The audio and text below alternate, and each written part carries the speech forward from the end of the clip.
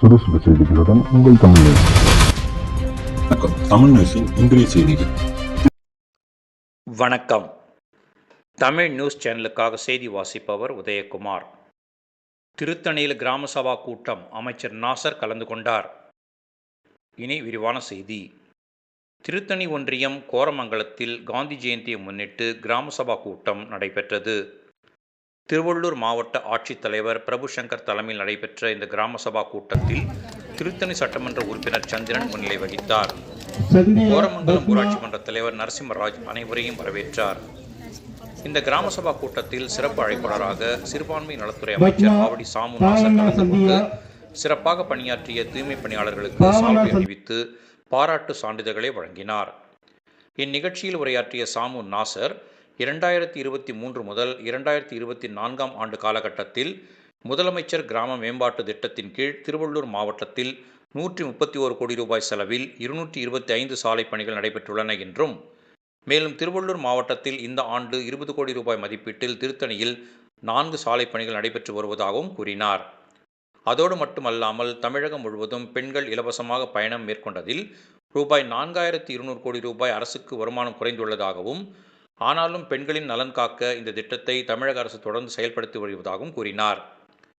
நிகழ்ச்சியில் மாவட்ட திட்ட இயக்குநர்கள் ஜெயக்குமார், செல்வராணி, பயிற்சி உதவி ஆட்சியர் ஆயுஷ் குப்தா, திருத்தணி வருவாய் கோட்டாட்சியர் தீபா, வட்டாட்சியர் மலர்விழி, வட்டார வளர்ச்சி அலுவலர்கள் ஜோதி, சந்தானம், திமுக ஒன்றிய செயலாளர்கள் ஆர்த்தி ரவி, கிருஷ்ணன், சண்முகம், பழனி, சீனிவாசன், மாவட்ட இளைஞரணி அமைப்பாளர் கிரண், திமுக முக்கிய நிர்வாகிகள், அரசு ஊழியர்கள் உட்பட பொதுமக்கள் பலர் கலந்து கொண்டனர்.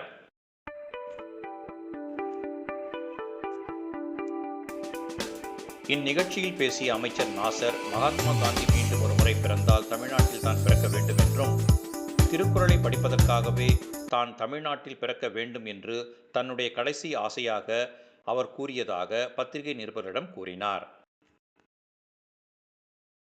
எப்படி நம்ம ஒரு இஸ்லாமியா பிறந்தவன் ஒரு 786 போட்டு கடிதம் எழுதுவான், ஒரு இந்துவா பிறந்தவங்க 3 போட்டு புலர் சொல்லி போட்டு ஆரம்பிப்பாங்க, கிறிஸ்தவர் அந்த ஒரு சிலுவை போட்டு ஆரம்பிப்பாங்க. ஆனா அவர் டாக்டர் என்ன சொல்லி கவிதை என்ன பண்ணாலும் அங்கிருந்து அனுப்பும்போது கடிதத்தை எழுதும்போது 2 வரியை எழுதி அதுக்கப்புறம் தான் கடிதம் மகாத்மா எழுதுவாங்க.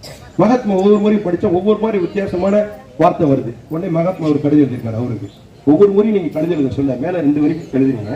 அந்த 2 வரையும் பாத்தீங்கன்னா உலகத்தினுடைய ஒட்டுமொத்த நினைவுகளையும் அதுல சுருக்கி கொண்டாந்துருக்கீங்க.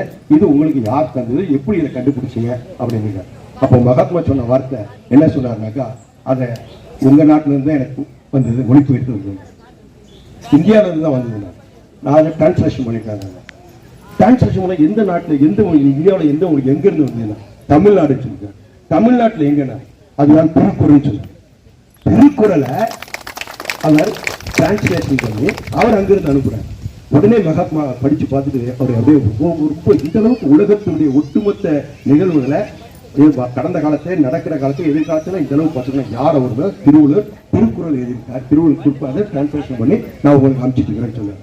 பத்திரிகைக்காரங்க கூட நண்பர்லாம் போய் கேட்டிருக்காங்க அவர் யார மகாத்மாவை, நீங்க அடுத்த முறை நீங்க தேசப்பிதா அடுத்த முறை பிறந்தா என்ன பிறக்கணும் கேள்வி விட்டுருக்காங்க. அப்போ அவர் சொன்ன வார்த்தை என்ன சொன்னார்னா, மகாத்மாவுக்கு தனிப்பட்ட காதல், அவர் சுதந்திரம் பெற்று தந்தார் என்பதோட அவர் சொன்னது நம்ம மண்வாசல், நம்ம நாட்டால் இந்தியனாக இருந்தாலும் இனத்தால் திராவிடன், மொழியால் தமிழ, நம்ம அந்த உணர்வு நமக்கு இருக்கும், மண்வாசல் நமக்கு இருக்கும். அவர் மகாத்மா சொன்ன வார்த்தை என்ன சொல்லியிருக்காரு தெரியுங்களா? அவர் சொன்ன வார்த்தை, அடுத்த முறை நான் பிறந்தால் தமிழை நான் பிறக்கணும்னு சொல்லியிருக்கேன். அவங்க எல்லாம் கேட்குறாங்க, பத்திரிகை ஊடக நண்பர்லாம் கேட்குறாங்க, நீங்க ஒரு குஜராத்தி இருந்தாலும் உங்களுக்கு உங்க மண் மீது பாசம் இருக்கணும், உங்க மொழி மேல பாசம் இருக்கணும், அப்படி இல்லாம நீங்க அடுத்த முறை தமிழ்நாடு பிறக்கணும் அப்படின்னு சொல்றீங்களே, ஏன் நீங்க தமிழ்நாடு பிறக்கணும் ஆசைப்படுறீங்கன்னு கேட்டாங்களாம். அப்ப சொன்னாரா மகாத்மா சொன்னாரா, நான் தமிழ்நாடு பிறப்பதற்கு காரணம் இது மாதிரி நான் கடிதம் எழுதுவேன், கடிதங்கள் டாக்டர் என்றோட எனக்கு திருப்பி அனுப்புவாரு. அப்படி எழுதும்போது 2 வரி எழுதி அனுப்புவாரு. அப்புறம் தான் விசாரிக்க திருக்குறள் சொன்னாரு. இப்ப திருக்குறளை எனக்கு வந்து டிரான்ஸ்லேஷன் பண்ணி அனுப்புறாங்க. எனக்கு வந்து திருக்குறள் வந்து எனக்கு தமிழ்ல படிக்க தெரியாது. ஆகவே நான் அடுத்த முறை பிறக்க வேண்டும் என்றால் நான் தமிழனாக பிறந்து டிரான்ஸ்லேஷன் என்கின்ற பூத கண்ணாடி இல்லாமல் நான் அந்த திருக்குறளை படிக்க வேண்டும். அதற்காக நான் தமிழனா பிறக்கணும் சொன்னாங்க. யாரு? மகாத்மா. அப்ப நம்ம தமிழ் மொழியை அவர் எந்த அளவுக்கு நேசிச்சிருக்காரு பாருங்க, தமிழ் பயட்டை எந்த அளவுக்கு நேசிச்சாரு பாருங்க. அதனாலதான் அவர் மேல சுதந்திரம் பெற்றிருந்தார் என்ற ஒரு பாசமும் பிரியும் அவர் மேல் இருந்தாலும், அவர் தமிழ் மேல் வச்சிருந்த பட்டின் பாசத்தின் காரணமாக அவரை உயிரின் மேலாக நேசிக்க வேண்டிய காலகட்டத்துக்கு நம்மை போன்ற ஒவ்வொரு தமிழர்களும் இன்னைக்கு தள்ளப்பட்டிருக்கோம். ஆக அப்படிப்பட்ட நன்னாளில் இன்றைய தினம் நடைபெறுகின்ற இது ஒரு மகத்தான நிறைவு நாள். ஆக இந்த தேதியை பார்த்தீங்கன்னா உலக வன்முறை நாளாக கூட பார்த்தீங்களா நம்முடைய ஐக்கிய நாடு சபை அறிவித்திருக்கிறது.